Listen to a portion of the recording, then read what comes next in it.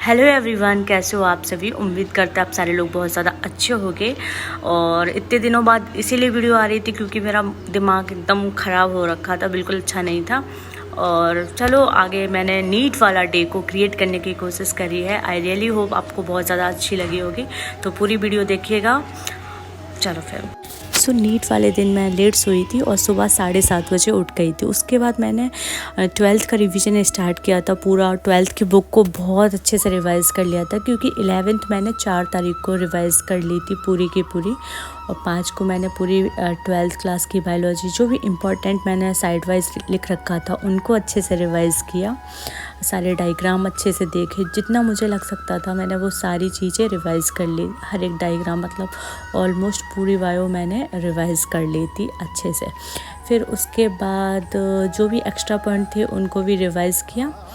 और फिर जैसे ये रिवाइज़ हो गई फिर मैंने ना जो भी मेरे पास फार्मूले थे क्लास 12th के 11th के सारे वो सब रिवाइज़ करके गई थी। फिज़िक्स के जितना हो सकता था उतना रिवाइज़ कर लिया था 3 घंटे के अंदर, क्योंकि मुझे 11 बजे के बाद सेंटर पे भी पहुंचना था। सो 11:30 बजे तक मेरा अच्छे से रिवीजन हो गया था। और फिर रिवाइज़ वगैरह सब कुछ मैं करके 11:30-12 बजे रेडी हो गई। ठीक है, रेडी होने के बाद मैं 12 बजे घर से निकल गई थी क्योंकि जो सेंटर था वो हमारा 15 मिनट की डिस्टेंस पे ही था। और फिर मैं जब गई ना, बहुत ज़्यादा बाहर धूप थी। ठीक है, तो फिर मम्मी ने बोला कि ऐसा करो तुम अंदर ही बैठो जाके, बहुत ज़्यादा धूप तो है यहाँ पे, तुम कहीं बीमार ना पड़ जाओ। ठीक है, तो 12:30 बजे मेरी एंट्री हो गई थी, मैं अपने रूम में पहुँच गई थी। उसके बाद 12:30 बजे से लेकर 2 बजे तक मैं बस वहाँ पे बैठी रही और दिमाग में बहुत ज़्यादा थॉट आ रहे थे कि यार नहीं हो पाया तो क्या होगा। ऐसे टाइप के थॉट इतने ज़्यादा हो गए थे कि मेरा हेडेक होने लग गया था। फिर भी मैंने कहा कि ठीक है कोई बात नहीं। और फिर उसके बाद 2 बजे मेरे को पेपर मिल गया था। पेपर मिलने के बाद मैंने सबसे पहले स्टार्ट किया था बॉटनी सेक्शन से। बॉटनी वाला जो सेक्शन था उसके फर्स्ट 2 क्वेश्चंस जो थे हमारे वो थोड़े से मेरे को ट्रिकी लगे थे। मतलब ट्रिकी नहीं थे तो ईजी, बट थोड़े से मेरे को लेंदी टाइप का लगा क्योंकि कुछ क्वेश्चंस एनाटमी से रिलेटेड एक डायग्राम से था, तो जो मेरे को हम यहाँ पे लगा देंगे, आप लोग देखिएगा। तो वो वाला क्वेश्चन मेरे को थोड़ा सा लगा हुआ था, तो मैंने कहा छोड़ो कोई बात नहीं, दूसरा करते हैं। तो मैंने पहले बॉटनी सेक्शन किया, फिर जूलॉजी सेक्शन। पूरे दोनों को अटैम्प्ट करने के बाद मैंने ना पूरा OMR फिल कर ली थी बायो करने के बाद। तो बायो मेरा बहुत अच्छा गया था, इतना बुरा नहीं गया था, ठीक ठीक था। फिर केमिस्ट्री की बारी आई। केमिस्ट्री के शुरू के जो क्वेश्चन थे बहुत ज़्यादा ईजी थे क्योंकि पूरा पेपर NCERT बेस्ड था। मैंने NCERT हर चैप्टर की रीड की हुई थी, तो बहुत अच्छा पेपर था केमिस्ट्री का। ऐसे नहीं कहेंगे कि बहुत ज़्यादा टफ था, बहुत ठीक था पेपर। ठीक है, लेकिन एक क्वेश्चन ऐसा था जो मेरे को ना मतलब नहीं होता, सॉल्व नहीं हो रहा था और मैं उस क्वेश्चन में इतना ज़्यादा स्टक हो गई। मेरे को कुछ समझ नहीं आ रहा। मैंने कहा ये तो मैंने सवेरे ही पढ़ा था, ये तो मेरे को आता ही है। तो वो जो slope is equals to RT था। ठीक है, तो उस वाले क्वेश्चन में मैं ना वैल्यू तक पुट नहीं कर पा रही थी, इतना ज़्यादा मैं पैनिक हो गई उस टाइम। और फिर उसके बाद मेरे को लगा क्या हो गया, 10 मिनट मैंने उस क्वेश्चन पे वेस्ट कर ही दिए। फिर मेरे को लगा, फिर मैं उसके बाद मैं उस क्वेश्चन पे इतना ज़्यादा स्टक हो गई, मैंने 10 से 15 मिनट उसमें वेस्ट कर दिए। ठीक है, फिर उसके बाद मैंने जब नेक्स्ट क्वेश्चन करने की कोशिश करी, मुझे फार्मूला तक याद नहीं आ रहा, मैं एकदम ब्लैंक हो गई सीरियसली, लिटरली। पता नहीं, पहले तो मैंने सिर्फ लोगों से सुना था कि मैं पेपर में जाके इतना ज़्यादा पैनिक हो गई कि मैं कर नहीं पाई। लिटरली खुद के ऊपर जब फील हुआ ना तो समझ में आया ये लिटरली ऐसी चीज़ है, तुम्हें आती हुई चीज़ भी गलत हो जाएगी। तो सेम मेरे साथ ये था।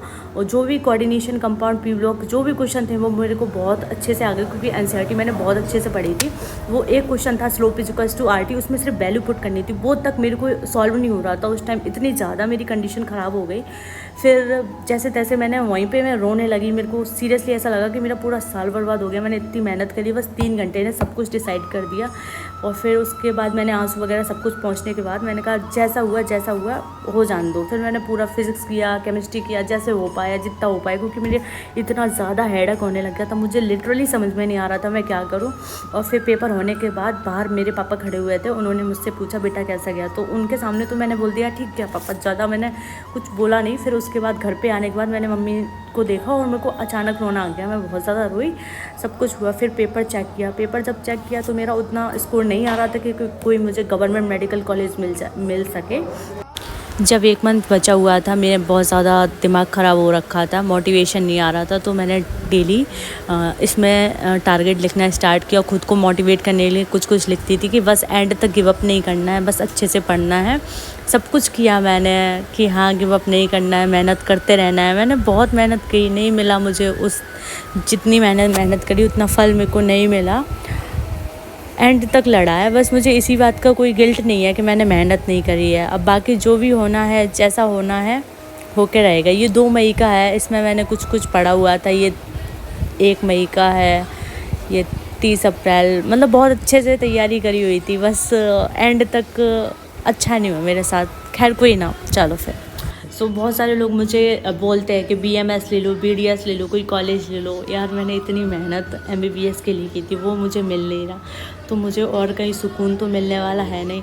तो मैंने इस बार सोचा है कि एक बार ड्रॉप और ले लें। साथ के साथ कुछ ना कुछ पार्शियली ड्रॉप रहेगा कि कुछ ना कुछ करते रहेंगे, बस पेपर देने जाना पड़ेगा और बाकी रेगुलर क्लासेस नहीं जाने पड़ेंगे। जिससे क्या होगा, मेरा आगे का भी कुछ चलता रहेगा और यहाँ पे मैं प्रिपरेशन भी करती रहूँगी। देखो मैं हार मानने वाली तो हूँ नहीं, मैं अपना पूरा एफर्ट्स लगा दूँगी।